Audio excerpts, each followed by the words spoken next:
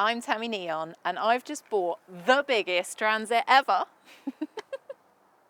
I've just bought this 2011 BMW 318 diesel touring. And it's not rusted, but it has got a busted engine. This is the late 80s icon, a Saab 900 turbo convertible. And it's rusted, not busted. And I've just bought it. I've just rescued this 1964 Mini. It is a Hawk Mini Sprint, so it isn't rusted.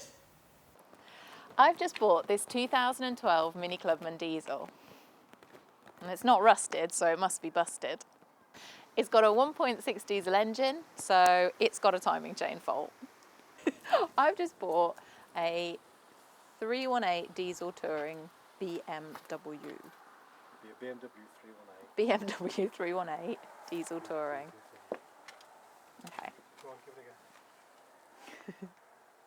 I've just bought this 2011 BMW 2369